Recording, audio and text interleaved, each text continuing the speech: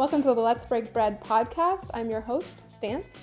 I don't know if this is weird, but this intro to me episode is actually a conversation with my mom, Robin. She's a writer and she knows me well. I do. I know you well now. I used to think I knew you well, but now I actually do. And since my story is an ed recovery story and my mom has her own ed recovery story and her own mom of ed story. And things between us were not always great, but they've only gotten better during ed recovery. And I like interviewing people, especially my kids. And this stuff isn't always easy to talk about. Or easy to hear about. Anyway, maybe it is weird, but that's how I'm doing it. And while we're on the subject of weird things, you all know me as Stance, but my mom has always called me Coco. Okay, so Coco, this is not our first conversation about this topic, right. Not even remotely. And we've been talking about it a lot lately. And the last time we talked, you said something that I thought was such a brilliant topic sentence and description of the whole thing, the whole subject of you and your body and their story. Do you remember what it was? That I don't remember a time when my body was not the problem. So tell me a little more about that. Yeah, I think in our ed recovery stories, we often want to look back to the first time we remember, like, suddenly thinking that our body is not right in society, or thinking this is the first time I thought I should change my body. And for me, I genuinely don't remember a time. It felt like every memory I have, my body is a problem of some kind. Okay, right away, that's hard to hear. I mean, I know it's true, but I have memories of little Coco posing in a leopard print bikini and cowboy boots in front of this garbage shed that had a big sign that said garbage shed. Yeah, and I remember those pictures, and I think fondly, like, I don't have negative associations with those times, but I also don't remember thinking or feeling empowered in my body. I don't think necessarily that my body held me back, because I really liked to have fun and to live, and like I think life is fun and funny, but I guess I thought my body was a problem and it was my fault, and so it wasn't something that I could like bring up to another person to help me with, but instead was just like an internal struggle that I knew it was not good.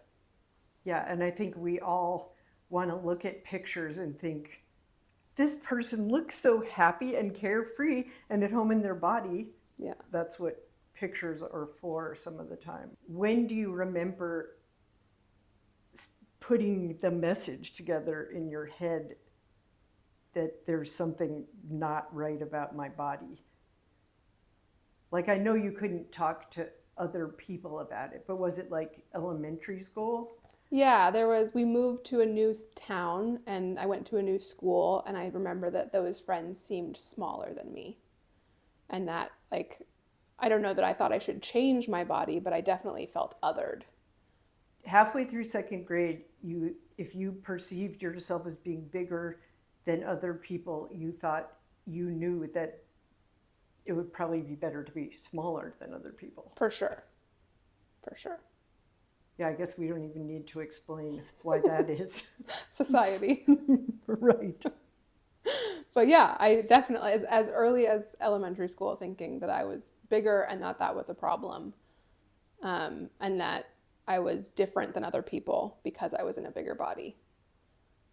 I remember hiding in class pictures in the back row to try to like conceal that I looked so much bigger. I don't know that I minded looking different, because again, I had that short hair, or like I was comfortable in the clothes that I wanted to wear, even though they weren't necessarily on trend. Right? I'm thinking of the pants you bought with your own allowance money in Turkey. The crotch went down to here. Yeah. They were very stylish. But I would wear them no now. one else had them. Yeah, they were cool. So that came from somewhere inside you. And what do you remember hearing from outside you? Well, I think there was concern that I was in a bigger body. And then there's a big link with exercise being a thing that I was supposed to be doing, And I think that that was supposed to make me healthy and, in my mind, thinner. And I didn't like it very much, or I didn't like the idea that I should be punished. Like, it felt very punishing exercise. It took maybe until last year or this year to feel like moving my body wasn't for punishment. And Plus, so I bet you don't call it exercise anymore. I no, not really. I don't either. Yeah, and I also think that now, as a person who moves their body for enjoyment and mental health and all these other motivators, if I don't feel like doing a Pilates class today and I instead want to go lift weights, like, that's a great thing that my body told me and I want to listen. Okay, and also at this time, I was not married to your biological father, and so I get what you got from us and what you got from your own observations. But what messages did you get from your other family? Not a lot of direct messages to me, but I was othered because my stepsister in that family was such an accomplished dancer with, and still has, a body that is what people put on magazines. And like, she is the image of beauty and femininity and health, probably, right? Like, what I thought of health. And so I felt they didn't have any rules about exercise or food or anything like that, but it was clear that she was what I should look like that she is the goal, and then there's me. And so there was a different kind of othering, but it's definitely still driving home that message that my body is not what it should be. It's amazing how everything, any information when you're that little can all tie into the same message. Did you feel, other than feeling like your body was bigger than other people, did you feel pretty? Did you feel... Not in elementary school. That's, I think, the shift in middle school was that I started to feel pretty and then sexy. I developed boobs, I think, in 5th grade, and my body became this like curvy, sexy, beautiful thing, and I felt really beautiful. I still think I'm very beautiful, but in elementary school, I didn't have a connection to beauty. It was more like, I guess our bodies just are our bodies, and mine isn't right and yours is right. But like, but in middle school, it was like I was experimenting with makeup and reading magazines and really entering like what femininity is and what beauty is and what's sexy. So that's when I remember being sexualized by adult men for the first time. Okay, this is good. It's rough. It's hard to talk about. Go on. But I think that's, yeah, I was maybe like 11 or 12, and I had big boobs and a curvy body, and I looked like a young, beautiful girl.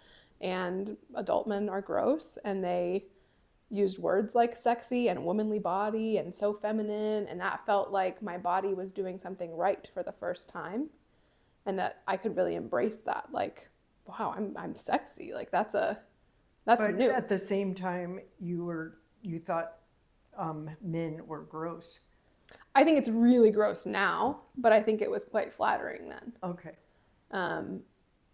I think especially because my experience with my body was that something was wrong with it, to think that it was different than other girls in a positive way was really a new concept. So what happened in high school? In high school, I started cheerleading, which I loved. 2 things that I noticed, and probably more, but one of them is you were very strong and could lift those beady little girls up and just like balance with them on one of your hands. And the other thing is, whenever it like broke into dance, you looked so like, you just had this expression on your face like, I just want to be here doing this. I don't care if anyone's watching me or if they are. This is just awesome. And all the other girls looked like some John Benet Ramsey bullshit. I mean, they did.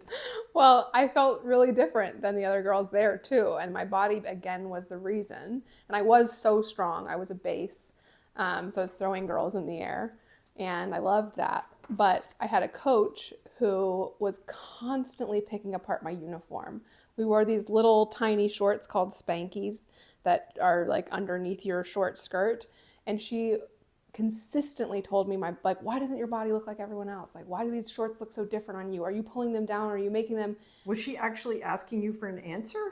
Yeah, like on like at competitions, we would be doing a practice and she'd pull me over and be like, "Why does your body look so different here?" Because Oh my God, that's like a horrible variation on the ancient Jewish parent question. What's the matter with you?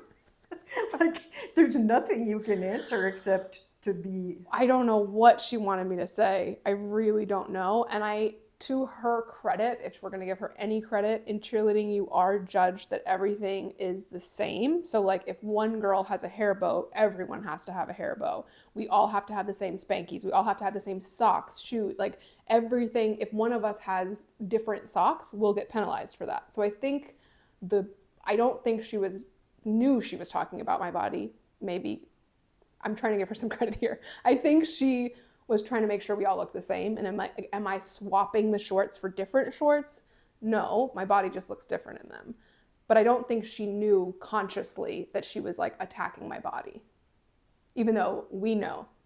Yeah, but back then, did you know? Like, did you No, just think she's just like, my life is getting more and more difficult, but did you feel angry or like, was there anybody you could talk to about this and just say, I no, wish she would stop asking me these no, idiotic. no, certainly not. There's no one who would understand that. I thought I was the only person who struggled with body image, the only person who experienced these types of comments or didn't just fit in, because in my experience all the other cheerleaders looked the same. So none of them would. I mean, I was the only one being called out. I also remember at a cheerleading, I it was some event and we were all sitting on the, what is that, like the football field, the track, I don't know, and someone asked me if a cat scratched my back, but it was stretch marks. And I was like, a cat? What are you talking about? And then I felt my stretch marks and was like, oh no, you don't even know what a stretch mark is. And so I didn't know how to respond to that. Like I was just like, oh no, everything's fine. Like made up some excuse, but like you don't even know what a stretch mark is. Like Well, clearly you don't. like, if we're going to not give people credit, which I think we ought to do, Okay. not give them some credit, they probably knew exactly what a stretch mark was. And this was like, oh, like hazing. Yeah, maybe. I don't know. This person was not a mean girl. Like I think it's entirely possible that she didn't know what a stretch mark was. Yeah, but also, even if she's not a mean girl, what is more terrifying to teenage girls, and these days probably boys and everybody else, than somebody whose body isn't looking the way it that we're conditioned to think it's Yeah. supposed to look like? Yeah, it's a great reason to not talk about people's bodies.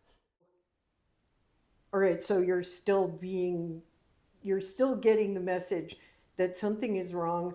More and more people are noticing, and it's nobody's job to help you with any of this, to try to explain it. It's certainly not okay to be angry about it. Or even to talk about it, right? To even it shouldn't even be brought up. So did you think you were supposed to do something or just tolerate it? I think I just tolerated it until we moved to Texas. Okay, and that was halfway through 10th grade. Yeah. So I tolerated it for a year and a half. Um, Okay. and then we moved to Texas and I stopped cheerleading a little before that. But when we moved, especially, I didn't have that friend group anymore. And I was no longer associated with cheerleading in any way, I guess. And I started to row, which again, I was very good at rowing, very strong, but my body again became a problem. In rowing, you're weighed to get into different boats because your weight matters for the buoyancy of the boat. Um, God, how did I not know that? Oh yeah. my God. Yeah, the boys on the rowing team would always make fun of me because I was in the same boat as one of their male coaches who was like an adult man, but my weight matched that, so I needed that boat, and that was like a big bullying thing.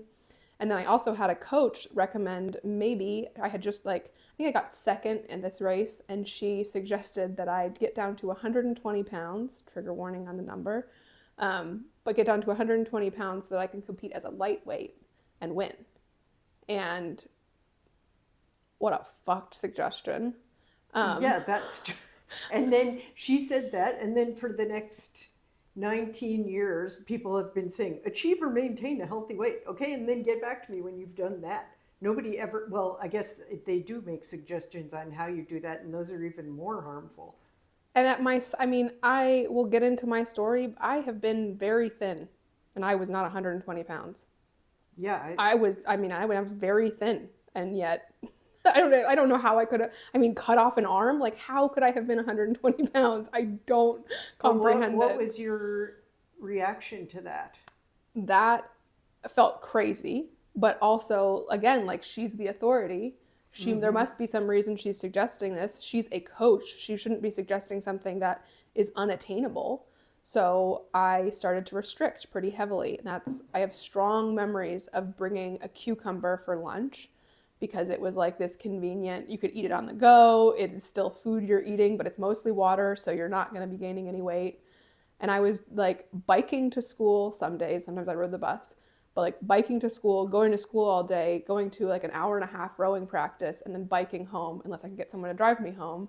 But like that's a lot of movement and a lot of And existing in your body no nutrition.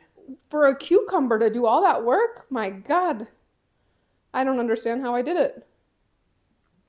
And it must have made you feel like I'm just killing it, Yeah, surviving on a cucumber. But then what always happens when you, right. Restriction leads to binging. And I think in my case, it was a lot of secretive binging. I don't have strong memories of that, but I'm sure it's true that I would like hide things in my room and eat in private, or when I could eat not at the house or around other people, like to be able to eat a lot more in those moments, like wait until I was alone to be able to eat real amounts of food.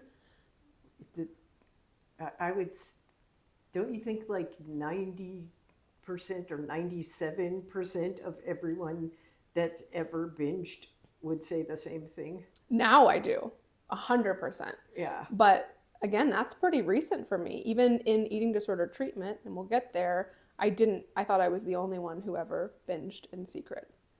Like I would have never thought you had ever done that. Really? I mean, now I know that. I'm not, Yeah. but yeah, I mean, I, yeah, absolutely. I couldn't imagine anyone would do that besides me. Wow.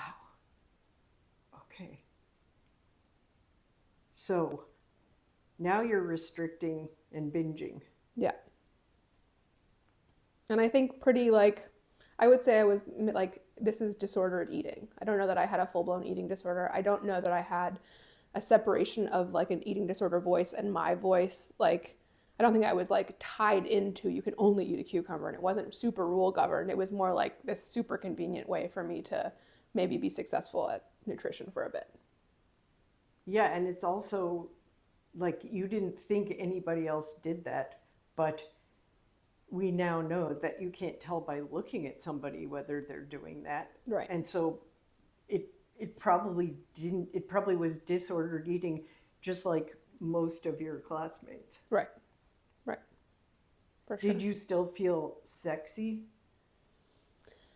Not really. Not in Texas. Which is a big sweeping thing, but not those years of high school in Texas. I think I struggled a lot with my friend group then, and I had some boyfriends, and I had like, yeah, I just don't think I had like a solid friend group that felt really like connected and close. It felt like these years were like a transition period where I wasn't super myself. And then when I went to college, I felt sexy again and very empowered to be like this new person. I went to school as far away as I possibly could from Austin to Boston. Like, I'm going to start a new life. I remember listening to songs about like, no one even knows me here. Like, it's going to be a Mm-hmm. brand new start. And feeling sexy was, again, a thing. Like, we would dress up and go out, we'd go to parties, we were drinking for the first time. And so I felt sexy again, and that was kind of exciting and fun. And I wasn't restricting heavily when I went to high school or when I went to college initially.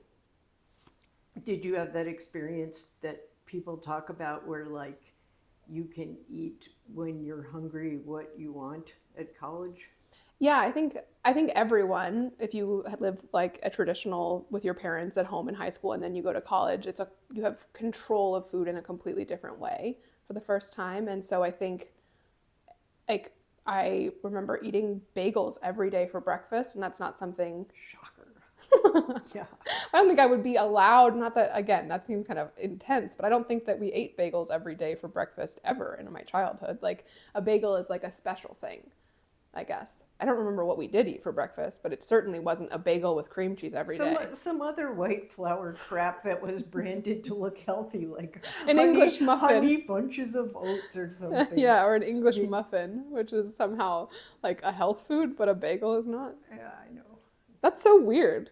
It is weird, but it's also mixed up with your New York Jewish heritage, which is that bagels are not actually a breakfast food. They're for like holidays, celebrations, a Yeah. pleasant snack with a friend, a romantic trip to the deli. Like, Or every day. If you yeah, go to college yeah. and you can have a bagel every day. They had this cool machine that would toast it and it went on these conveyor belts. It was very exciting and you could put as much cream cheese as you wanted on there and that was very exciting.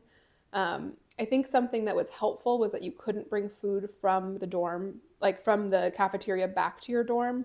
I think for mice or it wasn't a, but I'm glad about that because I think it would have been a lot harder for me had I not, like I think I would have just binged all the time. And Yeah. because I had to be around people, like it was a social thing that like we all ate bagels and that was okay. So it sounds like you went to college and you began to feel like comfortable in your own skin and you had independence and everyone lived happily ever. Ha ha ha. Sure. Yeah, I was not so happy. But it was initially exciting and initially good. I think there was definitely still a message of wanting my body to be smaller, but it wasn't like I wasn't eating a cucumber for lunch. I was rowing still in college for a little bit and then I didn't like it and I allowed myself to not, which is kind of cool and empowering to think back on. But then some traumatic things happened and I turned to food as a comfort for that, I would say. I experienced several sexual assaults my freshman year of college. The first semester was with a student that went to school there, and that was difficult, but it felt like it was my fault. And it was like, again, something I shouldn't talk about, but I think I turned to food a lot more to comfort myself in that time. And then I came home. So wait, this is like the mid 2000s. Yeah, And you're 2008. at an East Coast college and you felt like, and you were sexually assaulted by another student and you felt like it's something you shouldn't talk about. Yeah, for This sure. is, I totally believe you, and this is very depressing Yeah, because we want to feel like people get lots of information and have a strong idea of like, this is, oh, I did not give my permission for this. This isn't my fault. This Yeah. is who I talked to about it. yeah, I don't know who I was supposed to, I still don't know who I would have talked to about that. I guess maybe y'all, my parents, but at the school, I don't know who I would have brought that up to at all. I didn't have a therapist at the time. I didn't like, would I have gone to a doctor? Like, I don't know who was there to support that. I don't know. Oh my God, that is really depressing. Like It really, they didn't yeah. have those boxes with phones in them that you just pick them up and you can report an emergency. No, but I know what you're talking about, but they did not have those boxes. But also, it happened in a dorm room. So, like, would I go outside to find one of those boxes? And then, like, it happened in a dorm room, and then he left, and then I was there alone thinking, like, wow, that was really fucked up, and that I must have done something to cause that to happen. And then I came home in December for break. Is that when we looked at other colleges? Yes, because you already I didn't. you didn't want to stay at Leslie, but you didn't tell us why you didn't want to stay there. Yeah. And I did, there was other things I didn't like. It wasn't exclusively that, but that was definitely a huge driving factor. I didn't feel safe. And see, I know it was very important to Eric that you stick it out. You finish your first year, and Yeah. that's why we were looking at colleges. And then it's more my style to be like, okay, let's completely switch gears. Just don't go back there. Yeah. Have somebody put your stuff in a box. But I went with what he said because it sounded much more grown up at the time. But I think if you had said, I don't feel safe there, that might have changed it. I'm not saying this is all your fault either. That's not, Oh or no, any of it's your fault. Yeah. But I mean, just another way of saying we were utterly clueless. Totally. And you were utterly clueless because, to be clear, I did not tell you there, and I didn't indicate to anyone that that had happened. None of my friends there knew that that had happened. Like, I was the only person. I had a boyfriend at the time who I'd been dating a long time. He didn't know that happened. No one knew that that happened the first semester. So no one knew on purpose. Okay. And then we found a college that Yeah, seemed good. yeah. But I still had to go back and Yeah. finish that semester. And unfortunately, that semester was much worse than the first semester. I experienced sexual assault from a professor, mental, emotional manipulation, sexual assault, all kinds of bad stuff that semester. And that person was so unhinged from reality that Eric and I both started to become very worried about him, Yeah. who we never met. Yeah, for good reason, but you didn't know what happened. We didn't, I in fact still don't really know what happened, but I think I know enough. Yeah, and that's not what this is about, right? But Right. that when that happened, he said some things that really drived home that my body was why this was happening. He said, when I first saw you, I thought you were fat, but now that I've really seen you, I can see that you're curvy, which is Are you supposed to be relieved to hear this? what do you want me to say to that? Like, what a terrible thing to say to another person. Also, I have this association now with curvy as being like only a sexual thing. Like, if someone describes me as curvy, it's like I'm the good kind of fat, but not that I'm thin or that I'm just sexy, like just outright sexy. It's like, oh, you're so curvy. And it's like this, well, you're fat, but at least you're fat in the right places or something like that. Like, there's this gross association with that word. But we should start a movement to take that word back. I mean, how I feel about fat. Old Navy made curvy jeans like a long time ago, but I was like so excited, and they were great jeans. Yeah. But then ever since then, if you just look at the word curvy, like on Pinterest, outfit for curvy 65-year-old woman, Yeah. that's not what you get. Yeah. And I have a really negative association with that word. Because of that, and other gross men who called me curvy as an insult compliment combination. But so when he told you that, what do you remember thinking at the time? Like, now we're just like, oh, Yeah, I think but then yeah, it was like a mix of I was sexy and I was getting this attention from an older professor who the perception was that he was very cool. Which is also gross. A professor Right. cannot be cool, but at the time it felt flattering and scary, and I didn't like what was happening, but it was the most positive, I guess, professor experience I had. I mean, I guess this is part of his manipulation, but I felt really smart and seen by him, and that was very calculated. But it was for the first time I felt like someone thought I was smart and good, and like maybe my body was also good. Yeah, you weren't a person that needed to be remodeled in a number of ways before you could pass for normal. Yeah. Yeah. And like I was othered. I was the only one that was happening to, but Still, F him. for sure. Yeah, it's super fucked up. And so what was happening? So what was happening with food, and would you say that Ed made an appearance at this time? Yeah, I think that's the first time I remember hearing Ed's voice, and I have a big separation of my eating disorder voice and my voice, and I call that Ed.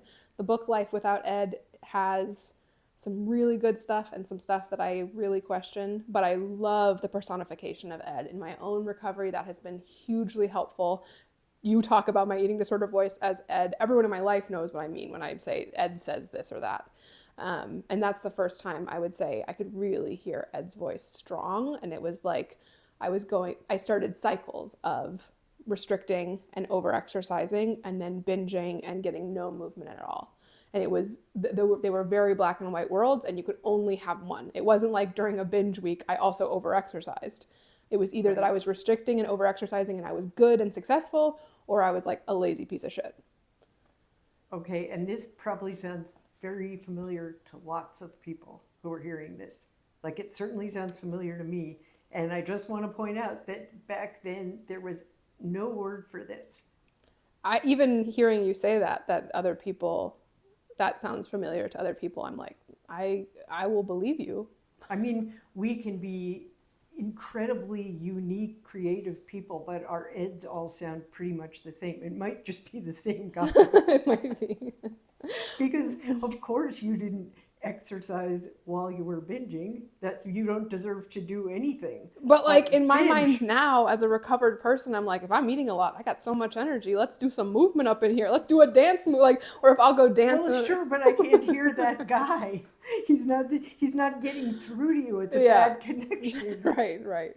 And it was so the dark ages because so many people were having this exact same experience, and I think it was called EDNOS or something. Yeah, It was like not a real eating disorder. And the whole idea of atypical anorexia, which is what periods of restriction are no matter what you weigh, right. that was It didn't not even, exist. Yeah, I mean, it wasn't even a theory. It yeah. just wasn't. It was Right. just a lot of people feeling like they were the only person in the world who did this. Yeah, yeah. I think I forgot to mention in high school when we learned about eating disorders, we only learned about anorexia and bulimia. And I went home and looked up pro ana websites to try to like have the motivation and the determination that these girls had. Like that would be a really good thing if could just get an eating disorder. While I was like actively pretty disordered. Right, but it didn't count. Right. It was It a would never much count. higher ranking eating disorder. Even in my day, dear, it really was. And still, right? Like that's still a thing that people think they're not sick enough to get help.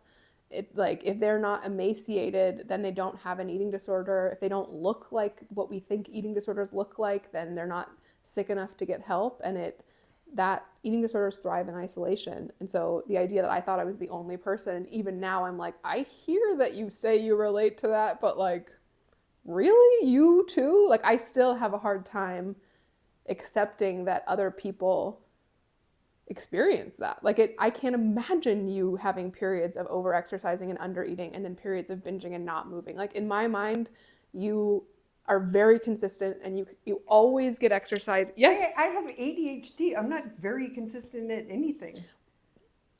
in my mind, you exercise every day, or I mean, with rest days, whatever. But like you have never not, in my mind, again, right? This is Right, just, right. I'm not saying this is real, but I can't think of it like you ever struggling with movement or like you're always cooking dinner and it just seems so consistently good. Like you're always cooking dinner for people and having them over and like I know now because we're a lot closer that can be that there's all kinds of struggles in there that are hidden behind the mask of having a nice dinner party, right? But like to Well, me, also, like I'm like decades into recovery, yeah, and in some ways, not always, society has caught up with a lot of these things. And sometimes I feel very lucky that I'm alive to see that the term, say, atypical anorexia is an actual thing. yeah, yeah. But I mean, I just genuinely like, But like you have a big social media presence. Someday you should ask how many people relate to this. It would be yeah, because I just have no doubt. Like I find it unusual when I meet somebody who didn't do that. So now you are finishing out your time at this university yeah, and things are pretty bad. yeah. And I just could not wait for that semester to end and me to go home and it be like, I thought if I just got out of here, like that would probably solve all my problems. And I think it did solve a big problem of safety, but my eating disorder was like kicked into high gear in terms of binging. Yeah, like also trauma doesn't work that way. Trauma. Trauma doesn't work like that. It's It totally, true that you right. got away from there, but Yeah. then that's what it was, right? Yeah, absolutely. And there was never, not never, because now I worked through this, but I didn't see a therapist then. Again, y'all didn't know what was going on. Like, you knew he was kind of a unhinged character and not in touch with reality. And I think you all were probably glad that I wasn't dealing with that anymore. But like, no one knew the extent of what happened, so there wasn't a big rush to get me trauma treatment. Right. And so I came home. I was living with my boyfriend, I think, that summer. Yes. And we were binge partners for sure because he was a lot bigger than me. And so he could eat a lot more than me. And I think what was a normal meal for him was a binge for me. And I don't think he made the connection of like, this is really an inappropriate amount of food for one person to be eating in one sitting. And you seem very upset that this is happening. And like, I think he was just like, we're just eating this food. Like he wasn't putting a lot of thoughts together in those moments. And for me, it was just like I had a person who I could binge with and fall apart with, and he was just kind of there to support me as a friend through that time. And so I was kind of just like allowed to binge, I guess. It was awful and really uncomfortable, and I hated it, but it also was a comfort and a safety. Yeah, I mean, we just got through establishing that you didn't tell anybody about this and nobody knew anything, and now and you probably didn't tell him anything about it either. It just happened because he was kind of a passive guy Yeah. who had his own, I mean, if I remember right, he wasn't too thrilled about his teenage binging years and was working through a lot of that. Well, I don't know how much he was working through it, but Yeah, but he definitely like understood body image stuff, and he knew that I had experienced some trauma and was like very patient with me. But he was very passive and is like, it wasn't his job to stand up sure. in those moments, but I do wish someone would have seen what was happening to say like, this seems not okay. And that took a little bit of time. Yeah. And then on my 21st birthday, that's basically what happened, right? Like, you came up to celebrate my 21st birthday with me, and we went to high tea at a botanical garden. It's kind of a cool birthday.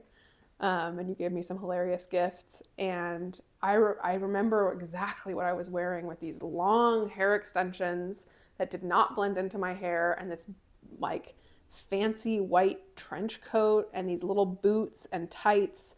And like, it took so long for me to get comfortable in my outfit for that event. I remember that like being really consuming, and the hair extensions were to kind of like cover my body. And at this point, you had been at this other college now for a couple of years, I think. Would you say you were kind of isolated? For sure. I have always struggled with social anxiety, I guess as long as I can remember, but my body really was a big part of that. Like I was, if I could get to class, I'd go to class and get home, but I wasn't like studying in a library or having friends on campus or like involved in extracurriculars in any capacity. It was like drive to school, go to class, get home, binge. And that was my whole world. Yeah. So then you came up. Yeah, and then we spent the night at a fancy hotel. Yeah. And tell me what you remember about it, because this is your story. Sure. I mean, I don't remember a lot about it. I remember that I know I was having a lot of nightmares, and I was making a lot of sound at night, and you think I was having some sleep apnea. And so there was some concern, and you had talked to me about treatment, like getting some help for an eating disorder. And I remember thinking, she doesn't know what the hell she's talking about. There's no possible way I have an eating disorder.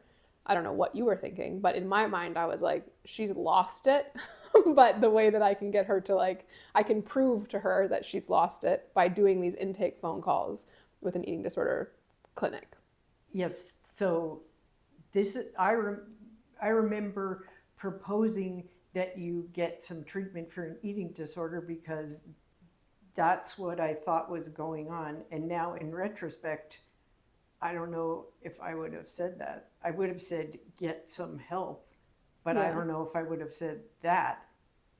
But it sounded like you were choking in that bed at night, and it was scary to listen to. And you also seemed very, very isolated, and Yeah. you had physically gotten a lot bigger, what seemed to me very fast. Yeah. And all we knew back then was like, that's dangerous somehow.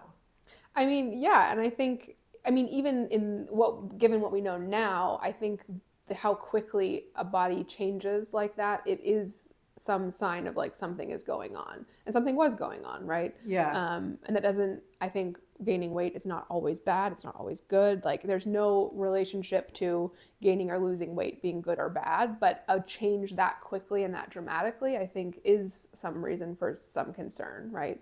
Yeah, and Um, you also had always, at least outwardly, had had such a strong image that you presented. You always looked like you. You didn't look like yeah, somebody else. And just in that one period, like the yeah. reason you were wearing those hair extensions was because you had suddenly bleached all your hair, and I think a lot of it just broke and fell off. Yeah. And I think talking about that really young version of me with the garbage picture, like I think life is really fun. Really fun and consistently funny. And I love living. I don't really ever feel depressed, and that's such a gift. And in that period of time, I think it was almost like there was no life behind my eyes. Like I Yeah. was really stuck. I was really sick, right? But even if you don't know that I was really sick, it was really clear that I wasn't living a life that I normally was living. And so I think that's also a sign of concern. And the other thing that happened was you just turned 21, and that meant that some money that my mom she had started a college fund for you, and she died, Yeah. and you got access to that money, so you would be paying your own bills. And so I thought that would be a good time for like that. I just wanted you to realize you had that option. Yeah, which is so good. Like, to be clear, so glad that that timing happened and that you said something.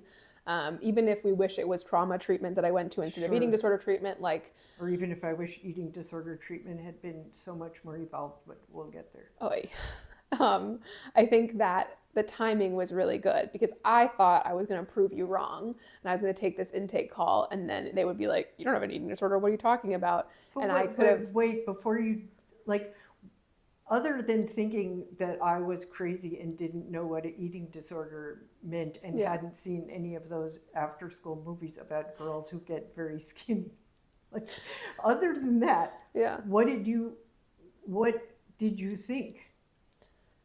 I think that I felt like kind of mad at you that you thought something was wrong with me even still. Okay. Like here we are again on my 21st birthday and you think something's wrong with me. No shock to me. Like, Uh-huh. like again, I get why you thought there was something wrong. Sure, But at the time I was just like, okay, great. Like here's another thing that's wrong with me. Now you want me to go to eating disorder treatment. Joke's on you. Like this is not what an eating disorder is.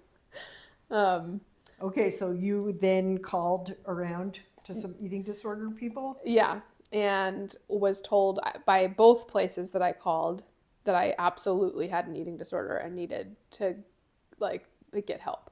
And that I was just like, what are you talking about? Like it still didn't make sense to me, but also I was so stuck and so unhappy that the idea that I could do something different was a little Mm-hmm. bit freeing.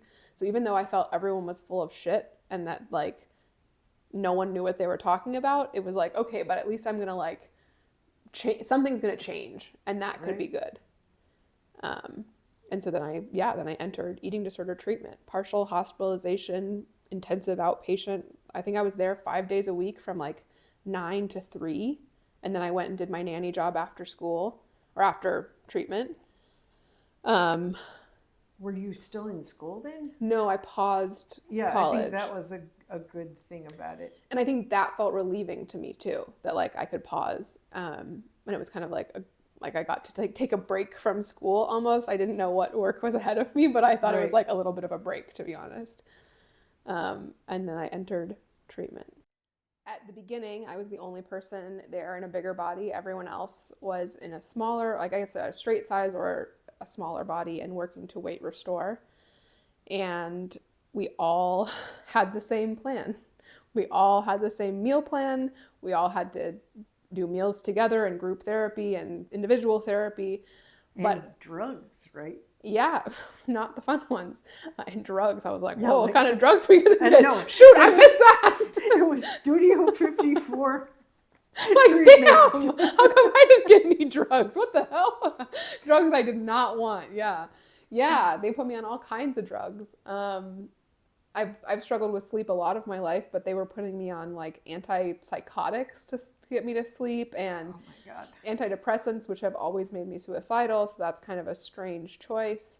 And in this place, you were considered non-compliant if you didn't take... I was, and I was very consistently considered med non-compliant, and that was actually what kept me in treatment longer, was that I was med non-compliant. They wouldn't release me, even though I hadn't done any, like my eating disorder wasn't better. That's not what kept me in there. It was the meds, that I was non-compliant with my meds is why I was still there. But I hate medication, and I didn't find it supportive, and I didn't want to be taking it, and I didn't feel like me. Again, I like life, and so a drug that makes me feel like I can't even interact in my life is just not something that I enjoyed. But overall, I mean, that was bad, but the big thing was that no one else ever talked about binging. Only me. And so again, I felt so othered in this room of like people who I now know, of course they binged, because that's what happens. If you restrict, you will binge. That's what happens. That's not like exclusive to me, but I was the only person who was willing to admit it, and none of the treatment staff made other people admit it. Like no one ever said, in my memory at least, no one ever said like, you all have binged before, so let's not other Coco here. What about your therapist, like when you did one-on-one therapy? Yeah, a lot more non-compliance. Like me being labeled non-compliant because I wanted to talk about my bigger body and my desire to lose weight, and that was every time I would bring that up, it was shut down as something we couldn't talk about. And I understand not prescribing weight loss when someone is in an eating disorder. Absolutely. I think intentional weight loss is a really dangerous game to play. Right. And to say I can't talk about that is malpractice, in my opinion. Like I felt so othered. I would just go home and binge. Like, what was that? I would go to treatment all day long and eat my meals and be compliant and then go home and binge. And like, if I talked about wanting to lose weight, or I talked about being in a bigger body and everyone else being in a smaller body, or how come I'm the only person who binges, it was like, stay focused on what you need to be doing. Let's talk about the right things. Like, let's get back on track. Like, and again, that I'm being non-compliant in some way. And to be clear, part of this intensive outpatient therapy was you guys had to all sit and eat the same meal from some chain restaurant place, and you all had to eat all of it and not... Yeah. I mean, it seemed like there was a lot of performative stuff about Yeah. you all sitting there in your misery eating every bite. Yeah, and I think prescribed eating has a place in eating disorder recovery. No one ever explained that to me, Yeah, even until like maybe 3 years ago when I was learning to be an eating disorder recovery coach, that I learned about prescribed eating. And I think that was why that was the goal, is that like, to get your hunger cues back aligned, you're going to eat a certain size meal at regular intervals throughout the day. Again, to like stop that restrict binge cycle. But if no one explains that to you, then I'm just sitting with emaciated people who are weight restoring. They eat this meal and I need to eat the exact same meal.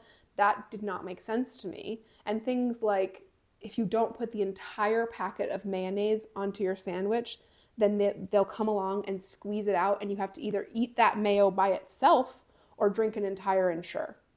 Oh, that is so barbaric. So barbaric. Like, what does that teach anyone but don't trust my body? My What body does it doesn't even know. teach the people with anorexia? It's like food is disgusting and you have to eat it all. But that happened. I mean, as long as someone's watching. and that was like I remember there's a girl I went to treatment with. I won't say her name, but she was one of the closest people to me. And she didn't get all the mayo out, I think, really innocently. I think she tried. She doesn't like mayo. Like, that's a big thing for her, is she doesn't like it. Genuinely, not a calorie thing, just doesn't like mayo, and put it on her sandwich. And there was some left over. And this treatment staff came along with her thumb and scraped it all out, and mayo came out, and she had to eat that. Oh my God. I can never understand. And yes, there was also people who were like trying to restrict and hide food in their sweaters and like do weird restriction things. Totally. That was also happening, but there was so many weird rules that I'm really struck by how the patient, or no one even calls them the patient anymore, but and now I know why. But like how you guys had no agency. What I remember about this is that you started seeming a little more hopeful. Yeah. Yeah, and I had some friends in treatment that I really loved and felt really comfortable with, and like I did felt seen. Like, I wasn't completely othered. I wish that they would have admitted that they had ever binged in their life, but I did feel like I was kind of living again, which was really fun. And I really wanted to live again. And so that was a big motivator for me to get better, was like, I want my freaking life back. Like, I thought I was kind of having this break from college, and I got a break, but like, this is kind of also shitty. So I would really like to just like get back to having some fun. Uh-huh. And the start of that was definitely in treatment. And when I got out of treatment, actually there was a period where I came home to live with you guys. Yeah. And that wasn't a great period, I don't think. Oh, it was not. I don't have a super strong memories of that time, except for that I was definitely restricting, drinking a lot of alcohol, spending time with some not good people, and not getting along with you guys very well at all. No, and we made some, especially we being me, made some very stupid moves. But I was just very anxious because I was beginning to understand that I did not know what was going on with you at all. Yeah. I don't remember you making, I'm not saying you didn't, but I don't remember you making weird moves. I really remember my dad saying, you don't look like you have an eating disorder. And there being a session with a therapist and I think a dietitian about exercise. Yeah, I was part of that. Okay. That was like, I think, pretty intentionally restricting so I didn't have to exercise, because I knew that that was a loophole that, like, if I wasn't eating, then my therapists and my dietitians would say I wasn't allowed to work out. And we had no idea. Well, they told you that. I remember that very clearly. And I think you guys were kind of saying, like, no, you don't. You don't. I remember saying, like, I know you don't restrict. Boy, that has haunted me. Oh man, I don't remember that, but I believe you. That was a really rough period, I think. And it lasted 2 months, and then you left. But first, Eric brokered a peace deal between us, and we wrote a blog about cooking. Yeah. I totally forgot about that. Because you were starting, well, for all I know, you had been this way for a long time, but I was just noticing how OCD you were becoming. Yeah. And you were freaked out by food. And I was like, well, I can't tell you anything that's of any use to you, but I can show you how to make some normal food. Because you thought a lot of the food we ate was weird and not normal and not good or comforting.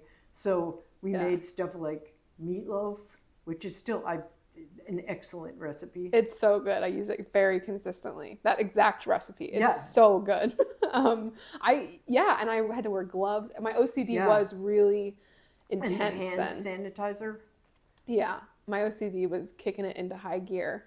And that was something we talked about at treatment, actually. My OCD was diagnosed when I went to the treatment facility. Trauma? Not discussed. Not at all. But OCD was diagnosed then. Well, because OCD just comes out of the ether and lands on you like a bug. It's not caused by anything. It's just here. It's just another thing that we want you to handle. Yeah. And that's still a big thing in my life. But yeah, I think it was the first time that you noticed it. And so we did that cooking. And that was, I honestly have really fond memories of that cooking blog and like learning to cook. And I think it started me in my comfort of cooking. I love to cook now, and I cook most meals. We pretty rarely eat out. And I love it. I think I'm a very accomplished cook, and I can make almost anything that you want, and that I feel very comfortable around food, and that was like the beginning of that. So that's really Yeah, and positive. that was a good thing that Eric did, actually. Yeah. Because I don't think it was the first time or the last time that we were like, I have nothing to say to her. I can't talk to her anymore. It's just over between us. She's just going to have to go away. And What a then plan. you'd be like, well, before you implement that plan, how about... Man, that man deserves so much credit for that, because wow, what a hard thing to do. So then you went back home and you were in college, and I this part still impresses me so much that despite all this crap you had to go through, you graduated from college, which is something I personally have not done. I'm a first generation college graduate, actually. I know my stepdad has gone to college. That doesn't count. My birth dad and you did not go to college and graduate, and I did. Yeah, it was huge, and It it was. wasn't like it was just an easy college, and so you just had to phone it in either. No, it wasn't. And I really had to work hard to do that, and I did it. And you found something that you were really interested in, and Yeah. then for a while was a good job for you. Yeah, So totally. And still is like, I still, I mean, almost daily think back to my professors and lessons that they taught me. And like, I am also very proud that I did that. And it was a cool thing. And I was living my life. Like, again, that was that. I wanted to get out of your house, get out of treatment, get back to my apartment with my then partner, and like live. And so I did. And I finished college, and I thought I was like recovered, which is funny to think about, because then I had weight loss surgery 3 days after I graduated from college, you thought you were, why did you think you were recovered? because I was not binging anymore. Um, and Does that mean you were not restricting anymore either? not, I mean, restriction from what we know now, right? Like, no, I was definitely restricting, but I wasn't restricting in a way that was like, would have put me back in treatment or would have made me lose a lot of weight. But I wasn't like intuitively eating, and I wasn't like, I still had a lot of ideas about good and bad foods, and like I would still prescribe like myself diets. Like, go on a diet is something that I was in a bigger body, so like I should probably go on a diet. And I like, if I could maybe successfully do that diet, then I must be in recovery, because Yeah, it's actually kind of huge though that you weren't binging. Like it's, although if you're still restricting, I mean, yeah, I think like things like I was drinking diet soda versus regular soda and trying to get some exercise, and like I guess I was finding more balance, but I wasn't recovered in the mental aspect of how I feel in my body, or right. I just, it was pseudo recovery is what was happening there. And And that's what was available at the finest, best known treatment centers across the land at the time, was a Correct. kind of pseudo recovery. Correct. If you could never discuss how you feel in your body, then how could you ever get to a full recovery? I don't know. But I felt very successful. I felt like I had done what they asked me to do. I got like, I was let go of treatment, or I was released from treatment. I went and did a few months with you. I learned to cook. I came home. I had done the freaking work in my mind. And graduated from college. Right. And you were engaged to be married also. Yeah. And then I had weight loss surgery, and there was someone in treatment later on in treatment. She came, and she was in a bigger body. And she, after she was released from treatment, she almost immediately had weight loss surgery. And then someone I went to college with, roommate, also had weight loss surgery. So there was a couple people in my life who were in bigger bodies who had weight loss surgery, and it seemed like a miracle. That's how it seemed at the time. Yeah, it really did. Which is, I'm sure for you also, but it's crazy to think about that cutting 70% of my stomach out for the rest of my life is a miracle. Because that is barbaric. Please let me keep my organs, thank you.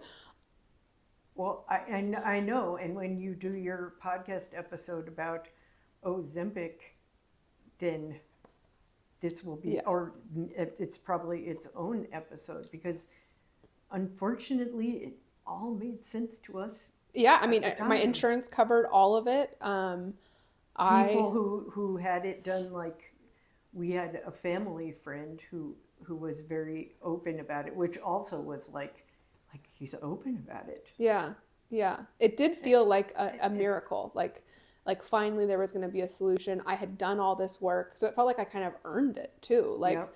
I had worked so hard to get through treatment, to graduate college. Like I should get to be able to have this surgery. Um, God, I still don't understand how I passed the psych eval, which I had to do. I also had to lose a very small but specific amount of weight for 3 months before they would allow me to have the surgery, which I did no problem. You can guess that the psych eval wasn't meant to eval very much, though. Correct. Yeah. No, it was just checking a box, I guess. But I mean, I bet, do you have to have one before you take Ozempic for weight loss purposes and you don't have diabetes? I don't know. You should have to have one, You but if there should. is one, it's probably one that has no Yeah. actual psychiatric anything in it. It's so It's just messed like, up. do you really want to give us your money? Do you? Okay, I believe you. Okay, good. We'll take Sounds your good. money. You can have this crazy operation. But okay, like travel back in time with me. I remember thinking, this is a miracle. Yeah.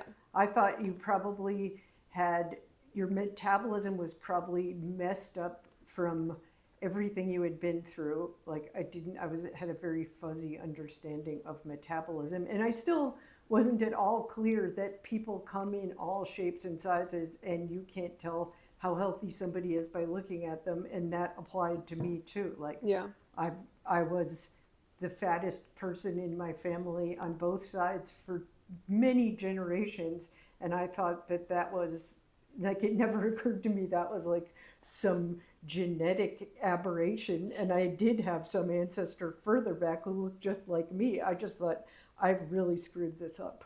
Yeah. Because it's And your you can own tell fault. by looking at me. Right. Right.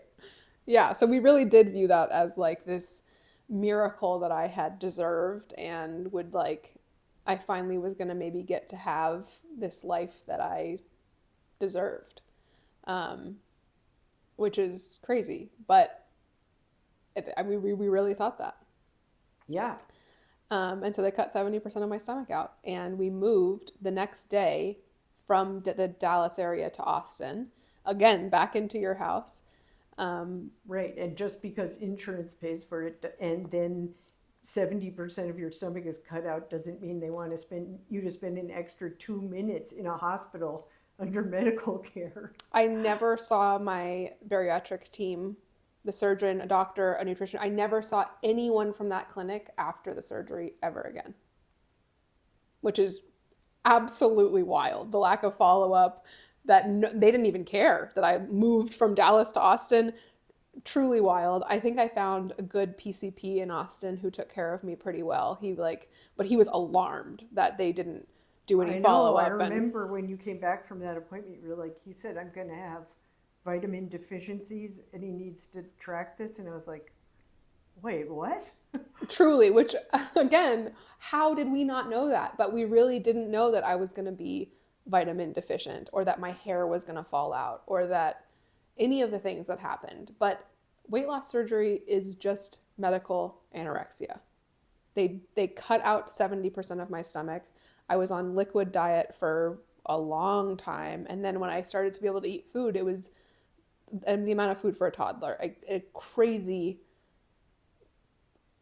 low intake, just like not sustainable for life. And my hair was falling out in huge clumps. But no one noticed that. All people saw was, I mean, you noticed it, Yeah. but like But I noticed it as an insecurity. Medical anorexia is rewarded by society as being like, "Ooh, look at you! Yeah. Like you did this. You took the scalpel." Yeah, and I also, people fail at this surgery. People fail. That's such a horrible thing to say. But that is how they describe it, is that people are not successful at this surgery because they gain weight back. The way I would describe that is your body is badass and helping you survive something truly horrible that happened to you. But it was described to me that if I was like successful at keeping this weight off, a star. Like I was this like Yeah. incredible person who had done incredible things.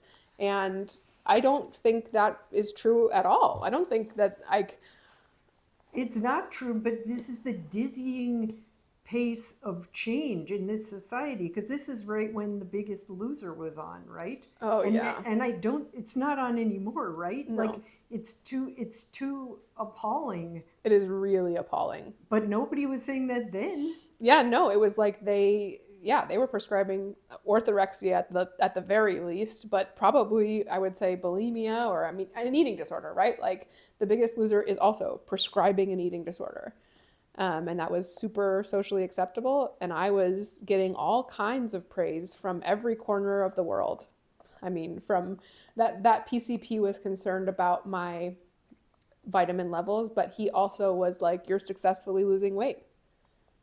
And like everyone thought that was a really good thing, myself included, right? I felt very empowered and like I was a winner, and like And you were like getting to check off all these boxes. Like you bought a wedding dress, but by the time of your wedding, it was too big. It was way too big. it couldn't even be altered to Like a fit me. friend of mine who was a very good tailor tried to alter it, Then and it she couldn't. couldn't. And that was not seen as like, oh damn, I spent all this money. It was just like, I guess that's I'll go like buy a an new Academy dress. Award. Yeah. Yeah. The new dress was nice too, though. Yeah, sure. I got married, um, which was again kind of like checking a box. Like this passive guy, same guy, and I were really friends, and we were not really in a romantic relationship. But we had been together for so long and been through so much, and he was there for me through all of that and is a lovely human being. And so we got married. And weddings are fun. And Well, yeah, also, you wanted to start living life again, and that's like a big yeah, milestone. yeah. And I was living life. I had a job I really liked. Um, for years, man, I liked that job for so long. And friends, and I was, it was positive. Like I think I felt really positive about what was happening, and I felt like finally I was allowed to like live this life, and my body was matching the life that I was living.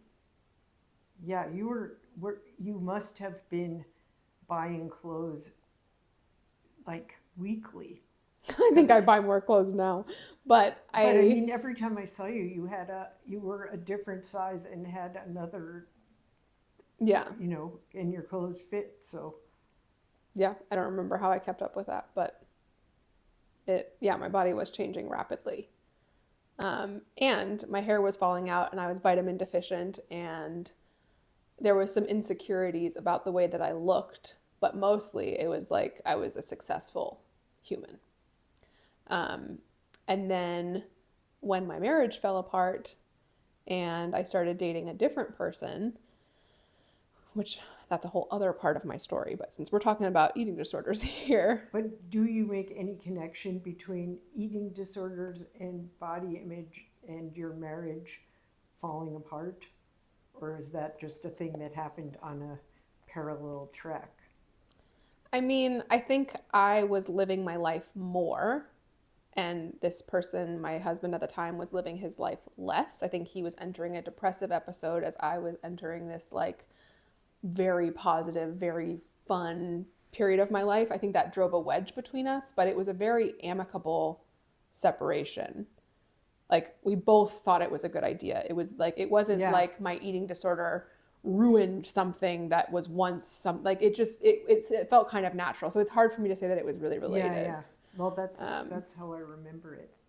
There wasn't, neither one of you felt bereft. And I know yeah. you felt bad about having to tell all your relatives at the wedding they had been to less than a year ago, Yeah. wasn't it? But nobody, we all had such a good time at the wedding, and people don't get together except for weddings and Yeah. funerals, and we would much rather have a wedding than a funeral, so that was all Yeah. okay. Yeah. It Okay, was, so now you're dating a different person. yeah. And this person, again, the word curvy comes back to haunt me And because, again, with this person's name will not be mentioned. correct. But this person said that I was the curviest person they had ever been with, meaning I was the fattest person that they had ever been with. And I was also at my smallest body my body had never been that thin. So to hear like, wow, you're such a, like, you're the fattest person I've ever, like, just outright and say it, please. Don't hide it under the word curvy. So if I'm the fattest person you've ever been with, and also I'm the smallest I've ever been, I must not be as successful as I thought. Right, the system is rigged. It is rigged. But I guess until then I had just felt successful. Like I was like winning at life. Like I was finally achieving this body. And then I started dating this person and it was like a rude awakening that like, no, you're not there yet. So I'm guessing that they didn't say, you're the curviest person I've ever been with. Wow, it's so interesting. Like, No. all my previous boyfriends have had dark hair, and you are this Swedish blonde guy. What variety there is in the world? It wasn't. No. It was like, I mean, there was some praise for the fact that I was curvy and sexy, but there was an obsession from him about my weight loss. He wanted to be a bariatric surgeon at some point in his life. And so there was like, he was very like proud that I had lost all this weight and like that being like a big part of my identity, the way that he viewed my identity, I guess. And he was big on pushing me to get more exercise and lose more weight and like be more successful than I already was. It's weird because I don't think of it as being successful, but in his mind, right? Like I was already a successful weight loss patient. And so I could be more successful and like, let's see how much more successful. I think, like, tell me if I'm wrong about this, but I think he was concerned with status. Oh, yeah. So, like, what kind of watch, what Yeah. kind of car. And so there's definitely your girlfriend Yeah. should, if they have a high status body, it could always get higher. Yes. Yeah. There's definitely the limit does not exist with this person on where, like, there's a constant need for more from him.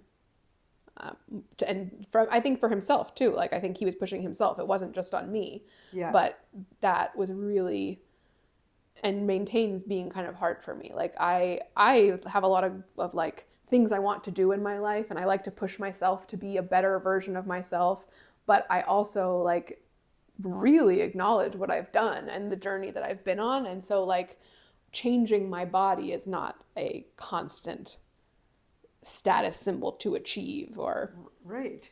Like, and it shouldn't be. hallelujah. Right. But I mean, that whole status thing is so depressingly shallow. Like, Yeah. if you're a woman who manages to get your body arranged in the right way, then you immediately have to start worrying about getting old, because then you're going to have all kinds of demerits taken off for that. Yeah. And you could definitely be traded in. I mean, it's just, there's not a lot so of unfair. soul or heart or anything behind it. Yeah. So I can see how this would mess with you. Yeah, and we dated for a while and we were very toxic and on and off and it was a bad relationship, but I think I had never experienced loving a person the way that I loved that It was a person. passionate, Yeah, that is maybe another thing you hadn't I experienced. hadn't. My ex-husband, again, very passive person, very like nothing but positive things to say about him. Um, but it wasn't passion filled and it Yeah. wasn't like fun sex, if I'm honest. Like, whereas with this person, it was a lot more fun. There was a lot of really bad shit too, but it was like I felt really alive and really loved. And I think he thought I was very beautiful and talked about that a lot. And I felt really loved.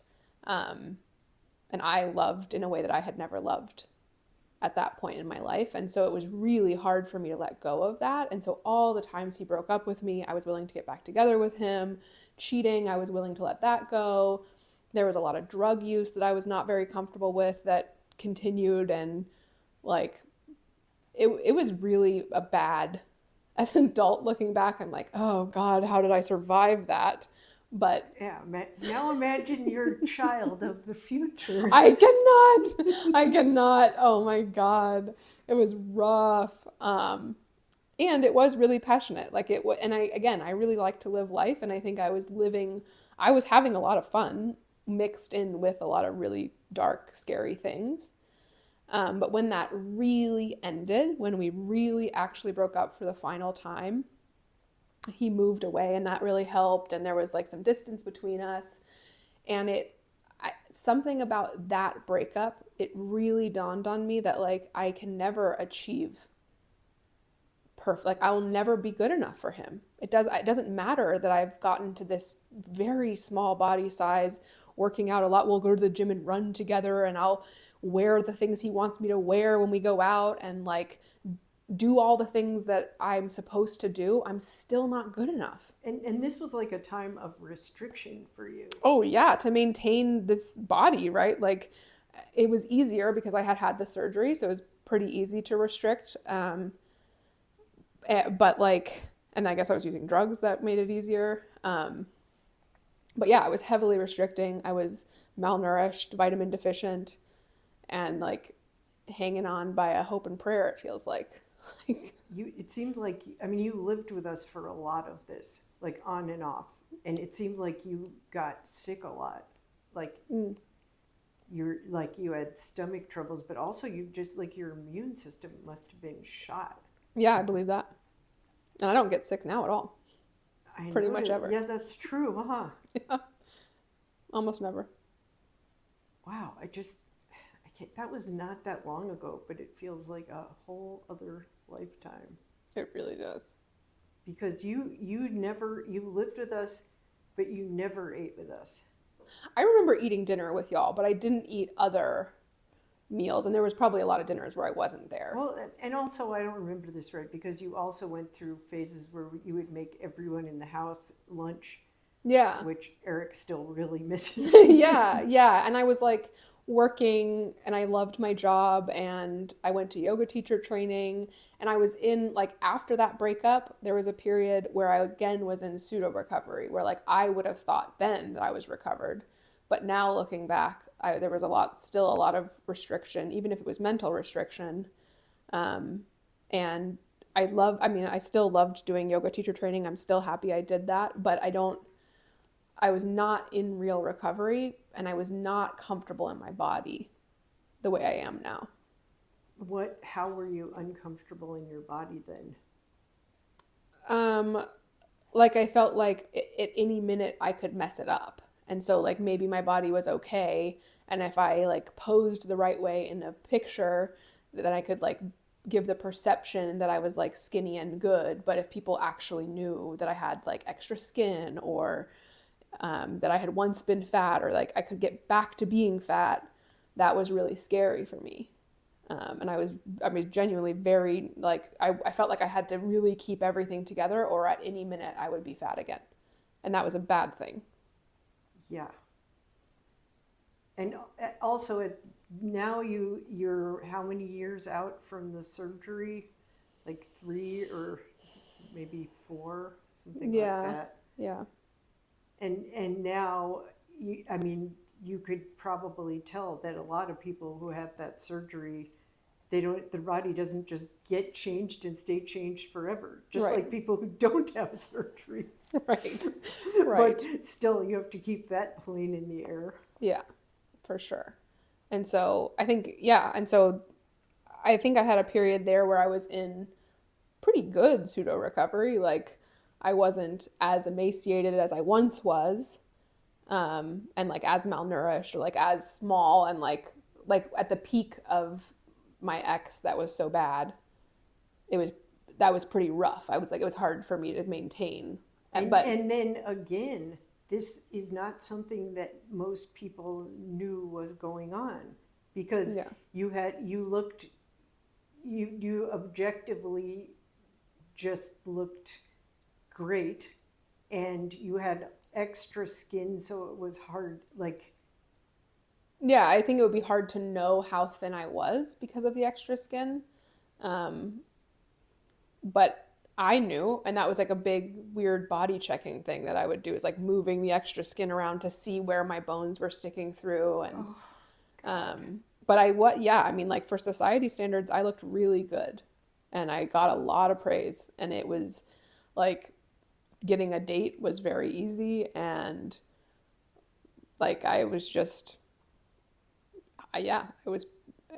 I think society thought I was everything was great.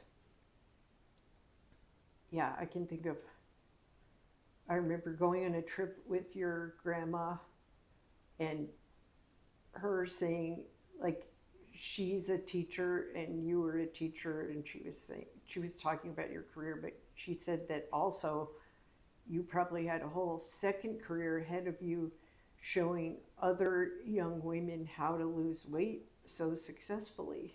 And I was like,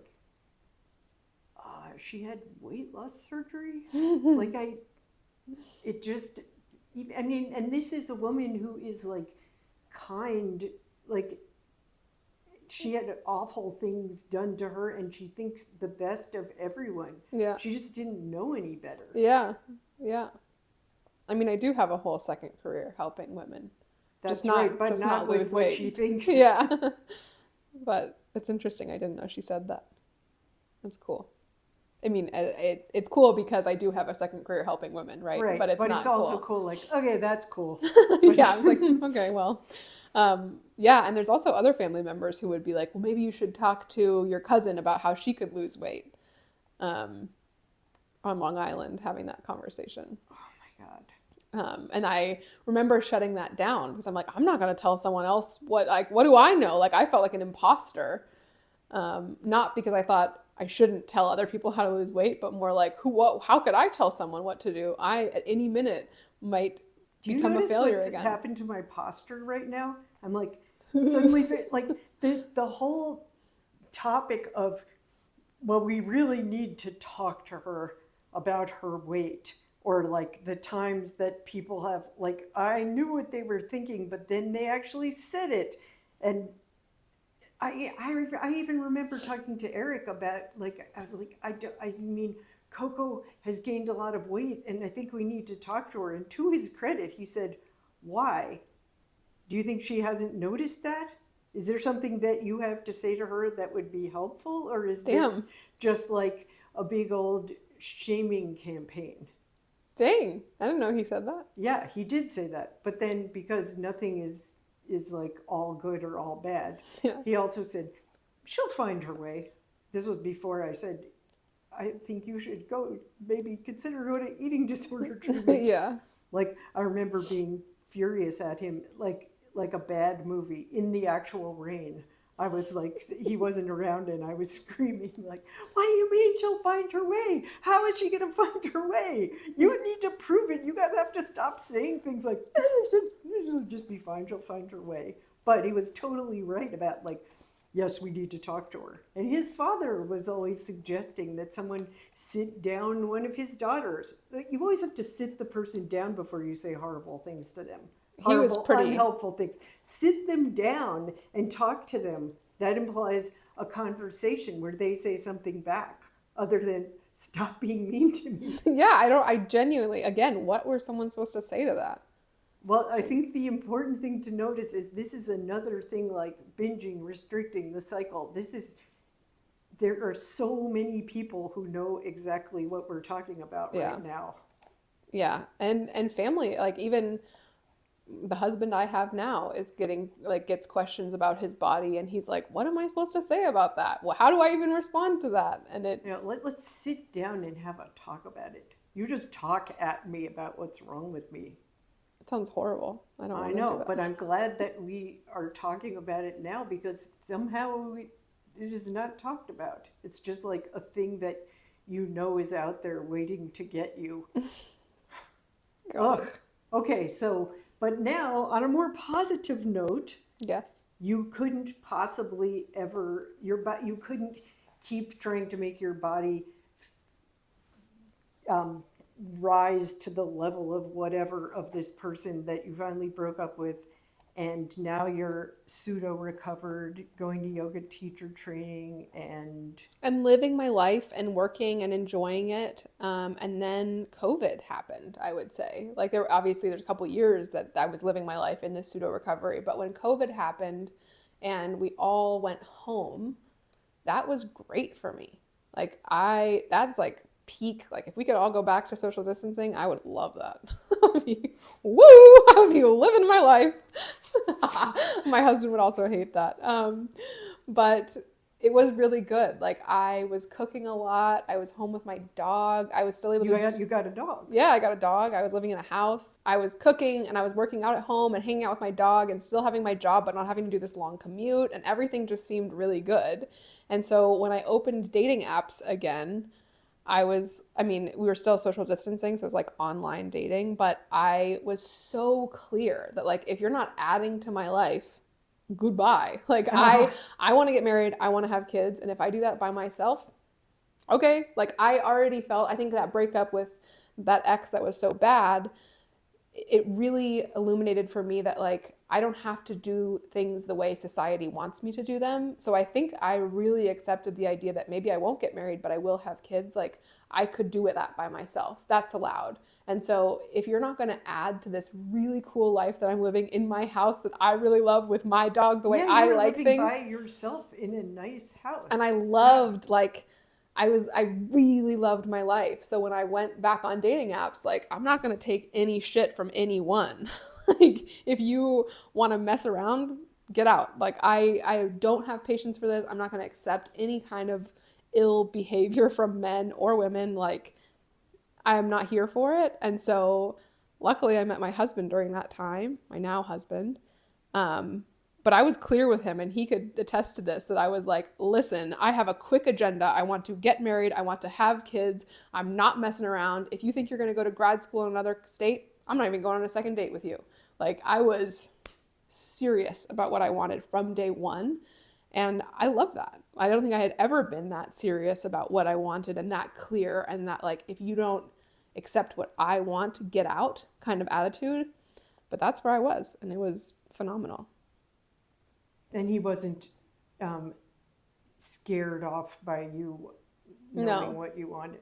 no, and he wasn't scared off by like, that was an intense time, and I had some medical stuff happen, and he was just game, and that was so refreshing and so different. Like, I didn't feel like I needed to convince him that I was worthwhile or that like I was the type of person that you would want to date. Like, I knew that I was great, and if you don't want to be a part of it, you don't have to, and he wanted to be a part of it. And so he entered our lives, and it's And I did not hear about him for 2 weeks, which is a total record. yeah, that had never happened in my life. You knew everything like about Yeah. about dating. I was very open, and so it that was like an indication that he was special, that I wasn't Yeah. just talking about it right away. Um, yeah. And he is a big part of why I pursued eating disorder recovery coaching. I think I was probably the most recovered I had been when I met him. Like yes, I was in pseudo recovery because I didn't understand things like my own internalized fat phobia, or um, I didn't just understand recovery in the full way that I understand it now. But I was also like really happy and like eating pretty intuitively. I didn't really know what intuitive eating was, but it was pretty intuitive, and I was pretty comfortable and happy and like pretty good. And I wanted to pursue something like eating disorder recovery coaching or being an influencer. And these were things that I really wanted, but I didn't think were possible for me. Like I had a good, stable job that I had been at for 8 years, and like I don't know why I would leave that. Like I hadn't met him and I hadn't had his encouragement to really go for it with Instagram and social media and also coaching, I don't know that I would. So I'm really grateful for him for that. Um, he just really believed in me and thought that that was a thing that like, he was like, yeah, why couldn't you be an eating disorder recovery coach? And for me, that is kind of the opposite of like you pick a sport and you commit to it for the whole semester. Like I had picked to be a teacher, so I was going to be a teacher for the rest of my life. And he was the first person to say like, but you don't have to. And also you could do like something that no one's done. Like who's an eating disorder recovery coach? Like I hadn't heard of that. until I found this course, but like he was really a big motivator for me. He really believed that I could do that, and he pushed me to do that and financially supported me doing that. And that was a really big deal. I'm so grateful to him for that. Wow. Little guy. He's so good. Um, so yeah, I found this course hosted by Jane Mattingly. It's called Recovery, Love, and Care. And I took that online. It was like all self-paced. I had some cohorts of people who were also doing it at the same time, but mostly it was like a self-paced course that I took. And I think that really unlocked full recovery for me because I learned things about ableism and fat phobia and different types of eating disorders, not just anorexia and bulimia. Like I learned all of these things about recovery that was for the first time. And everyone was talking about the fact that they had binged. Everyone was talking about body image. That was like, I felt like I found my people for the first time. And so I think that's when I like unlocked real full recovery where I'm not at all afraid to gain weight. I know my body will change. I'm not scared to age. I'm not like. You're also way more in tune with your hunger. Like you kind of tamped that down until, and plus your stomach got made so much smaller that. Yeah, and that's, I mean, actually scientific. Like we know that over a period of years after your stomach is cut apart, in that surgery, they take out your hunger receptors. I'm not a scientist, but they take out the part of your stomach that indicates hunger and fullness. So you really lose connection with your body. But over the course of years, your body regrows that ability, which is so incredible. Right, like we're taught to be afraid of that, but actually we it like makes me teary. It genuinely makes me teary to think that like your body, even if you mutilate it, your body is still like, okay, give me some time. I'm going to figure that out. We're going to get hunger back. Like that's incredible. Bodies are so incredible. I can't believe it. But it's true. Like we have the science and we know that now. So like, okay, cut out your stomach, but those hunger cues are coming back. Same with Ozempic. We know that the body is consistently looking out for you and consistently trying to keep you alive. And so to think that given everything that my body had been through, that I'm like, I now feel hunger and fullness again, and that's in a way that's pretty similar to most people who haven't had their stomach cut out, is remarkable and cool. And I'm grateful for it. So what is this podcast going to be about? Yeah, I think that eating disorder recovery, what we know and what we're taught about eating disorder recovery is so limited. I know for me, like I was taught anorexia and bulimia, and if you're not emaciated, then you're not sick. And I guess I want to illuminate the parts of recovery that I so desperately wanted to talk about. I really... Right. And that's what I love doing as a coach too, right? I want to make people, not make people, I want to help people feel seen and that like their recovery story is valid and worth it and not that unique, not to be rude, but like it is more of a universal thing. It's not like you're this one outlier who struggles with body image and food and you happen to be fat and like, oh my God, like that's actually most people's story. Most people with an eating disorder are not a teenage white girl who is super anorexic. Like that's not the picture of recovery actually in the real world. I want to talk to real people about their real experiences and show some professionals who I think are really getting it right. There's some really cool, like this dance teacher that we both go to and love, and she is eating disorder informed and so cool. There are some really cool dietitians who are talking about food in ways that I had never heard food be talked about.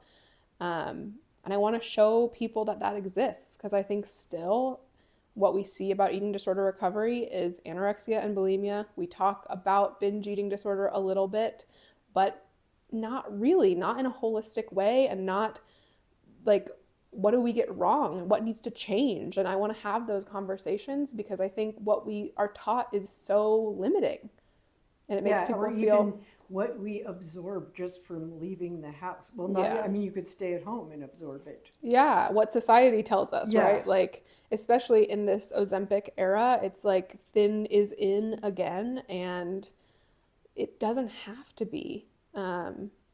And like fat joy is a thing, and disabled joy is a thing. And I want to talk about how that all goes together, or like aging and that being another time that you're like chasing this invisible target of like staying young, but also looking natural and not getting Botox, but not be like, it's so messed up. Like, and it never ends for women yeah, and it's a, some men. this is not original to me, but it's like they always find a way for your body to be a project that is not finished and is really under construction. And right, if you happen to lose the amount of weight they think you should, then you got to move on to some other insecurity. Yeah. And instead, like, you could start having some fun now.